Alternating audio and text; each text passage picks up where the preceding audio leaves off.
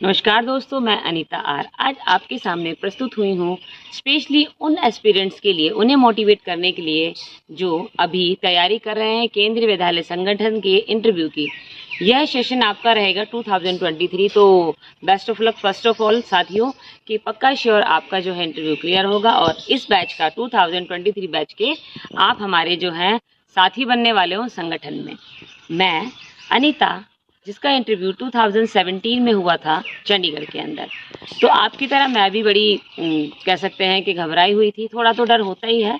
हालांकि रिटर्न मेरा बहुत अच्छा गया था। मुझे रिटर्न के बाद तुरंत पता लग गया था कि मैं इंटरव्यू के लिए ज़रूर मुझको कॉल आएगी। तो ऐसा करते हुए जब मैं आगे बढ़ी तो मेरे को लगा कि मैं अब खुद की रणनीतियाँ कैसे बनाऊँ, कैसे इंटरव्यू की तैयारी करूँ।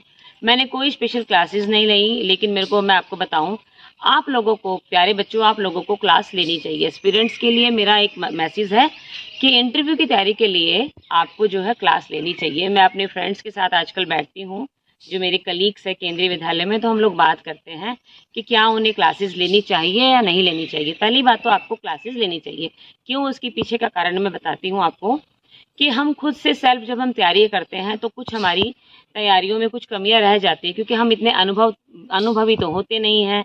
कहीं ना कहीं हमें किस क्वेश्चंस का किस तरह से रिप्लाई करना, क्वेश्चंस को किस तरह पॉजिटिवली लेना है। और अगर सपोज कुछ गलती से हमसे कुछ गलत बोल भी जाए हम लोग, या फिर कुछ ऐसा हो कि कुछ ऐसे क्वेश्चंस वो हमसे पूछ ले जिनको हम उस टाइम पर सिचुएशन पर हैंडल ही ना कर पाए, तो हमें किस तरह से वहाँ से निकलना होगा। ये सब चीज़ें आपको एक अच्छे मार्गदर्शन में ही आपको मिलेगी। तो इसके लिए ज़रूरी है कि आप कांटेक्ट में रहें उन सभी केंद्रीय विद्यालय के टीचर्स के साथ जिन्होंने अपने इंटरव्यू फेस किए हैं।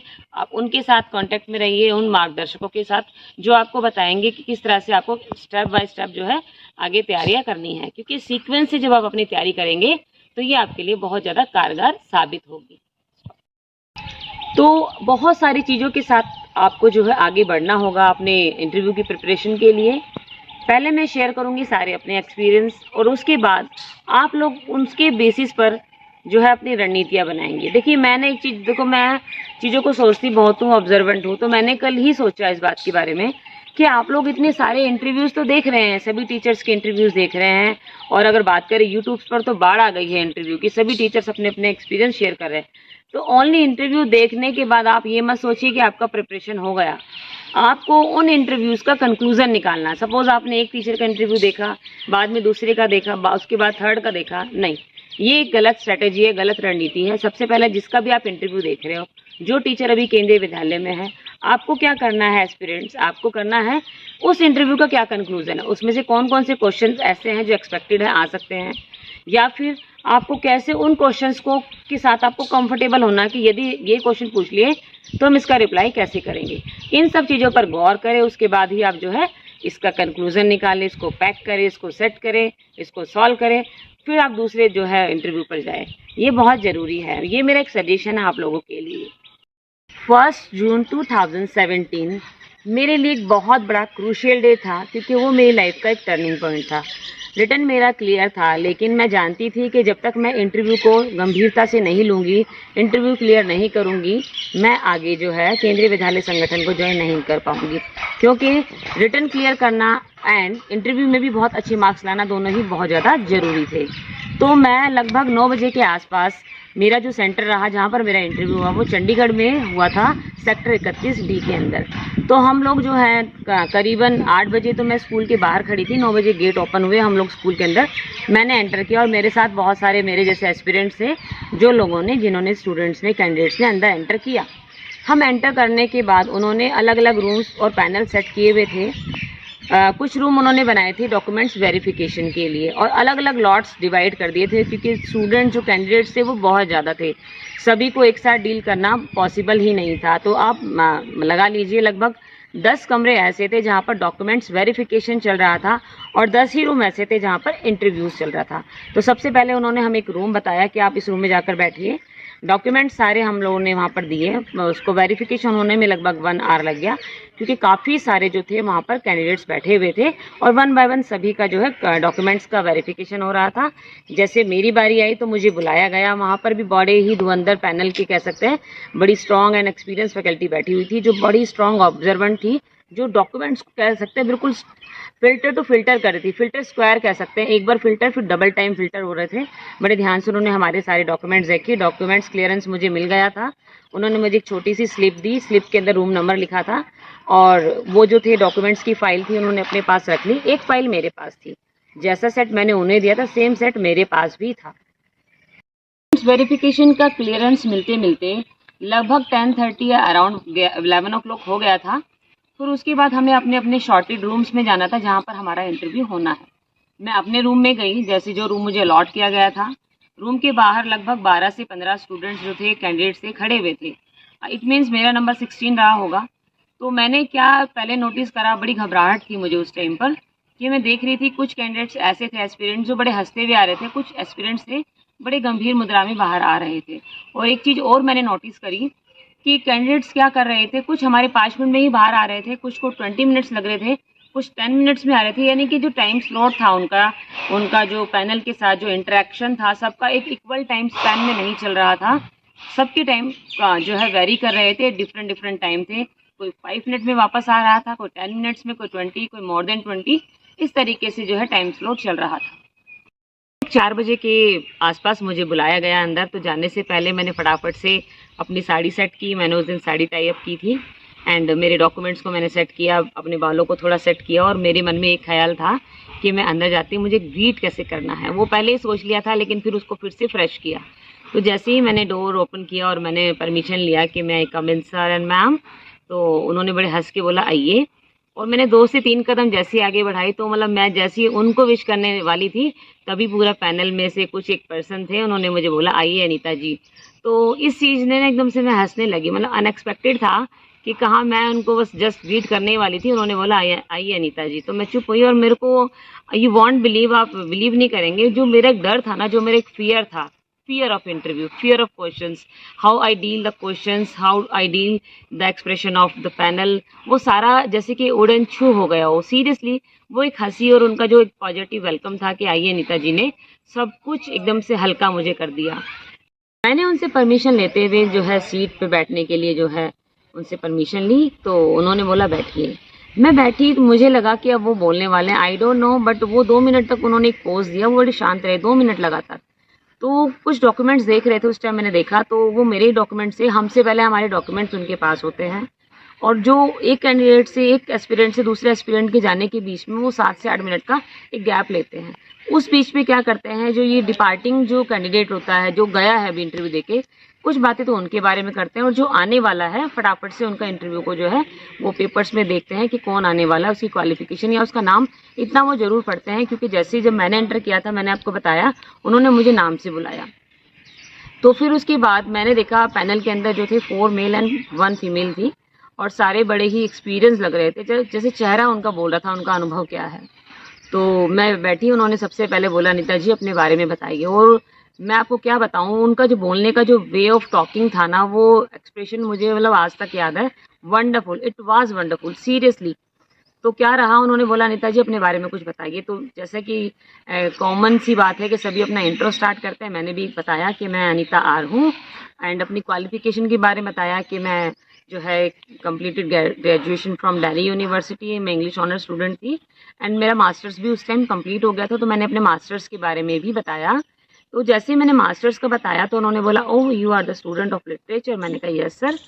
जैसे ही मैंने अपना नाम, अपनी क्वालिफिकेशन बताई, उसके बाद मैंने अपना हॉबीज़ के बारे में बताना शुरू करा। मेरी जो हॉबीज़ है, मैंने बोला आई believe in, I am too much fond of reading books, watching movie, specially realist movie and documentaries I love a lot.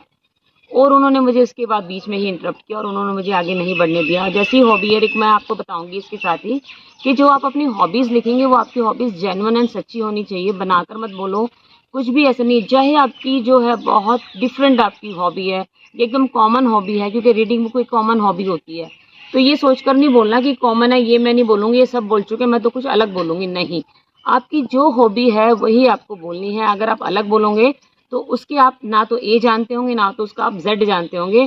और जब हम लोग कोई चीज़ें करते हैं, कुछ बनावटी, कुछ आर्टिफिशियल बोलने की या बनाने की कोशिश करते हैं, वो चीज़ें सामने आ जाती है। क्योंकि सामने जो बैठे हुए हैं ना पैनल, वो बहुत ही ज़्यादा एक्सपीरियंस पैनल होता है। तो मैंने जैसे अपनी हॉबी बताई कि मुझे रीडिंग बुक सीरियसली बहुत पसंद था। मैं बुक्स का तो मैं इतनी शौकीन हूँ कि मेरे को लगता है कि मैं ही क्या, जो भी रीडिंग बुक्स जिनकी हॉबीज़ हैं वो अपनी पूरी धन दौलत उस पर लुटाना चाहते हैं। तो रीडिंग बुक की जैसे ही मैंने बात करी तो उन्हें ऑब्वियसली क्वेश्चंस के क्लिक मिल गए। उन्होंने बोला ठीक है, तो हमें बताइए कि कौन कौन सी बुक्स आपने रीड करी है, कुछ नॉवलिस्ट बताइए। तो फिर पहले मैंने इंडियन नॉवलिस्ट से स्टार्ट करा। मैंने इंडियन नॉवेल्स के जो पढ़ी थी नॉवलिस्ट थे वो मेरे फेवरेट भी हैं, रविन्द्रनाथ टैगोर, अनीता देसाई, अरुंधति रॉय। एंड एक हमारा दलित लिटरेचर है जो मुझे बड़ा इंस्पायर करता है, क्योंकि बहुत ज़्यादा उन लोगों ने जो है डिफ़िकल्टीज फेस करी है। तो ओम प्रकाश वाल्मीकि जी ने बड़ा ही अच्छा एक उपन्यास, एक नॉवल लिखा है जो झूठन नाम है उसका, वो मैंने काफ़ी अच्छे से पढ़ा। फिर उन्होंने बोला ठीक है, कुछ ब्रिटिश नॉवलिस्ट बताइए। तो ब्रिटिश नॉवलिस्ट में मैंने विलियम शेक्सपियर को पढ़ा है, जॉन मिल्टन को पढ़ा है, जॉफ्री चौसर कहते हैं जहाँ से जो है पोइट्री की शुरुआत मानी जाती है। एंड मैंने जॉन मिल्टन्स, जैन ऑस्टन्स, बहुत सारे मैंने जो नॉवेल्स पढ़े हैं क्योंकि मेरा बैकग्राउंड लिटरेचर था। फिर उन्होंने मुझसे पूछा कि आपने बड़ा ही डिफरेंट सा नाम लिया है, ओम प्रकाश वाल्मीकि, आप इनसे इतना इंस्पायर या उनको ही क्यों पढ़ा, क्योंकि बहुत नॉन नेम तो ये है नहीं। मैंने कहा नहीं सर, ये बहुत नॉन नेम है। एंड जो है ये दलितों के लिए है कि किस तरह से जो है दलित्स का जो है के साथ बहुत उन्हें मैनिपुलेट किया गया, बहुत ज़्यादा उन्हें प्रताड़ना सहनी पड़ी। जो कास्टिज्म को लेकर था, कास्ट एंड क्रीड को लेकर था, तो उन्होंने जो है दिखाया है एक झूठन के जरिए, एक झूठन जो उपन्यास का नाम है, नावल का नाम है, उसके ज़रिए उन्होंने दिखाने की कोशिश करी है कि किस तरीके से उन लोगों ने जो है फेस किया है कि जो खाना बच जाता था, झूठन का जो सारांश में बता देती हूँ, जो खाना बच जाता था उसको जो फेंक दिया जाता था, वो फेंके में खाने में से उनको अलाउ किया जाता था कि अब तुम इसमें से जो है खाना लो और अपना खाना खाओ। तो ये बात मुझे बड़ी स्ट्रक करी और मैंने जो है इसको पढ़ा, काफ़ी मैंने डिटेल में पढ़ा, मुझे बहुत अच्छा लगा। ऐसे मैंने बहुत सारी बातें उनको बताई। तो आई डोंट नो, उन्होंने मेरे को एक क्वेश्चन पूछा, उन्होंने मुझसे पूछा कि आप जो है फेमिनिस्ट के बारे में कुछ बताइए। तो एकदम मैं चेहरे पर थोड़ा सा एकदम शाइन आया। तो जो फीमेल बैठी थी पैनल में, उन्होंने ना तब मुझसे एक बात पूछी कि आप बड़े शाइन हो रहे हो, जैसे फेमिनिज्म की बात आई है, are you believe in this ideology. मैंने कहा definitely I believe in this ideology. तो एक पर्सन ने मुझसे पूछा वहाँ पर जो बैठे थे कि चलो ठीक है, थोड़ा सा हमें एक लाइन में बताइए कि क्या है फेमिनिस्ट, क्या है, इसको ज़रा डिफाइन करिए आप। तो जैसे उन्होंने बोला कि चलो भाई फेमिनिज्म के बारे में बताओ, तो मेरे हल्का सा चेहरे पे हंसी तो आई। और जो वहाँ पर हमारी लेडी फीमेल जो फैकल्टी थी, उन्होंने एकदम से मुझसे पूछा आप तो शाइन कर रहे हैं। तो मैंने बोला definitely because I believe in this ideology. तो उन्होंने बोला, दूसरे जो हमारे पैनल के जो पर्सन थे, उन्होंने बोला ठीक है तो उसको डिफ़ाइन करो एक लाइन में। तो मैंने इसको डिफ़ाइन करने का एफर्ट किया। मैंने बोला ideology, feminism is an ideology which refers that a woman should have the right and opportunities as equal to man in this society in the term of gender. I think all should be treated equally. ये ऐसा मेरा मानना है और ऐसा मैंने उनको बताया। के बाद उन्होंने मुझसे पूछा चलो ठीक है, ये तो रहा आपका बायोडाटा से रिलेटेड, अब आप हमें बताइए कि आपकी कमांड सब्जेक्ट पर क्या है। तो मैंने बोला ठीक है सर, मैं बताती हूँ आपको, आप मुझसे क्वेश्चंस पूछिए। तो उन्होंने काफ़ी सारे क्वेश्चंस पूछे सब्जेक्ट रिलेटेड कि आप जो है कोई पोएम बताइए। तो मैंने उनको बताया, हिंदी की एक पोएम मैंने उनको सुनाई जिसका टाइटल था ऊँट चला भाई ऊँट चला, ये मैंने उनको बताया। उन्होंने बोला ठीक है, तो आप हमें जो है बोर्ड पर कुछ ना वर्ड मीनिंग लिख के दिखाइए। तो उन्होंने मुझे हिंदी में बहुत सारी वर्तनियाँ दी लिखने के लिए। वो एक्चुअली मेरी वर्तनी वहाँ पर चेक कर रहे थे। उन्होंने जो पहला शब्द मुझसे हिंदी में पूछा वो वर्ड था अप्रत्याशित। तो मैंने एक्चुअली क्या, हम सब ने तैयारी तो की हुई थी इस तरीके की, तो मैंने फटाफट से लिख दिया। फिर उन्होंने बोला एक बड़ा ही डिफरेंट सा क्वेश्चन था, इसलिए आप प्रिपेयर होकर जाना। उनका क्वेश्चन था कि जो हमारा केंद्रीय विद्यालय का जो लोगो है, लोगो के नीचे क्या लिखा हुआ है। तो लकीली मैंने वो भी सब अच्छे से स्टडी किया हुआ था। तो मैंने बोला तत्त्वम पूषण अपावृणु। उन्होंने बोला ठीक है, तो आप तत्त्वम पूषण अपावृणु को जो है लिख कर दिखाइए।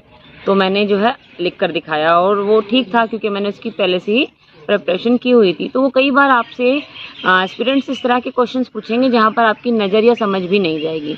तो जैसे ही मैं बोर्ड के पास खड़ी थी, वहाँ पर एक लेडी थी जो हमारे पैनल में, उन्होंने बोला ठीक है आप है ना, मैं आपको एक एक्टिव दे रही हूँ, उसका पैसिव वॉइस में कन्वर्ट कीजिए। उन्होंने मुझे बोला कि डू इट का पैसिव वॉइस बनाइए। एक्चुअली ये ना इम्पेरेटिव पैसिव वॉइस था और मुझे इसके ऊपर अच्छे से कमांड थी। मेरे को ग्रामर जो है, मेरी अच्छी अप्रोच है ग्रामर पर।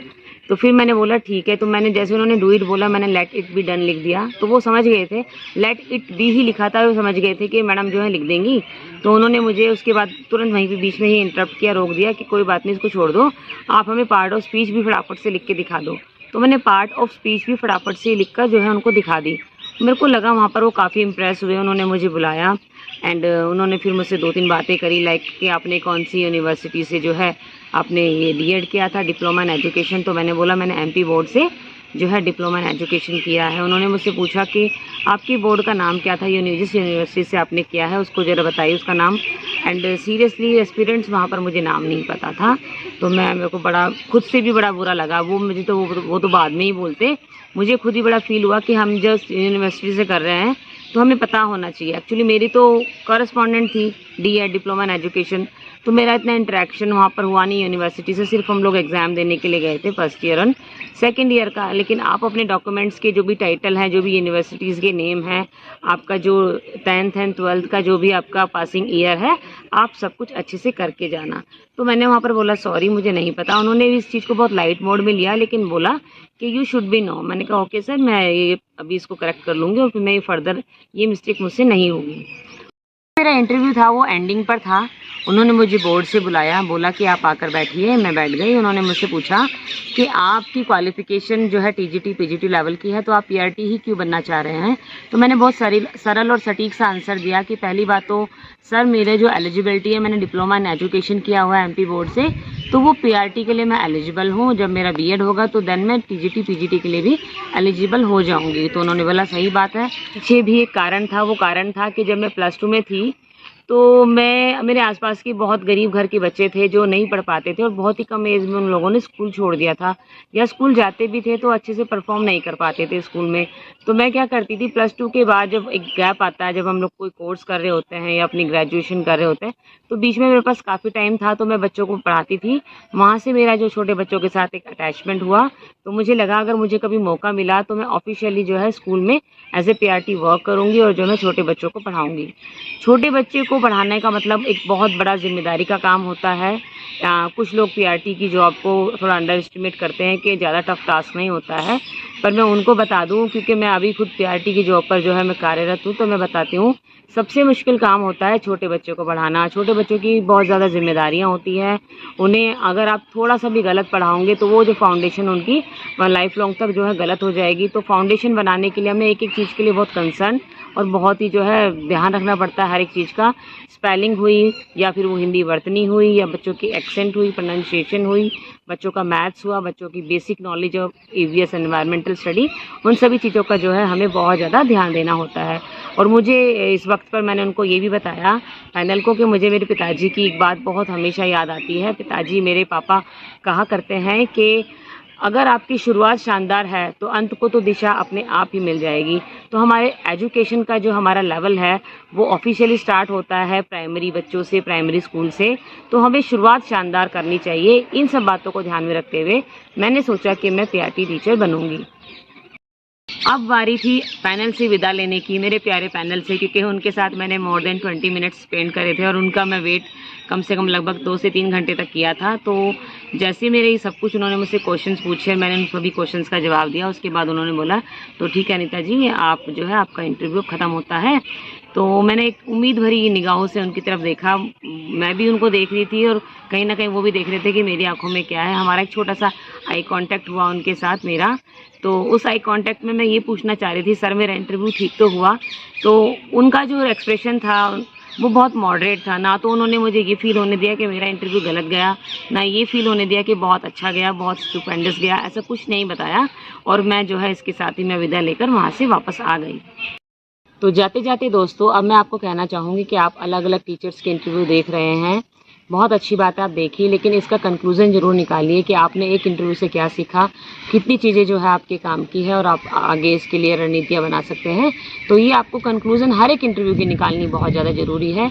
मेरा एक टिप्स है बस आपको जाते जाते कि आप ना अपना कॉन्फिडेंट लेवल बहुत अच्छा रखिए। हाई रखिए पर ओवर हाई मत रखिए कि मतलब उनको जो आपकी जो पैनल होगा वो बहुत ही एक्सपीरियंस पैनल होता है, वो आपके हाव भाव आपके एक्सप्रेशन से पहचान लेगा कि आप अपना कॉन्फिडेंट का जो लेवल हाई या फिर ओवर हाई दिखा रहे हैं। तो बहुत ही आपको मॉडरेट रहना पड़ेगा, बहुत ही अच्छी आपको रिप्लाई देने पड़ेंगे, सटीक रिप्लाई दीजिए। एंड जो भी बातें आपको लगता है कुछ बातें आपको नहीं पता तो उसको सिंपली आप उसको पास ऑन कर दीजिए, सॉरी या फिर अपनी अपॉलॉजी दर्शाते हुए। ये सब चीज़ों के साथ मैं उम्मीद करती हूँ कि आपका आने वाला जो इंटरव्यू बड़ा ही शानदार, बड़ा ही दमदार होगा। एंड बेस्ट ऑफ लक मेरी तरफ से। जाइए एस्पिरेंट्स, मैं आज आपका तिलक करती हूँ। Go and ahead and do something better in your life.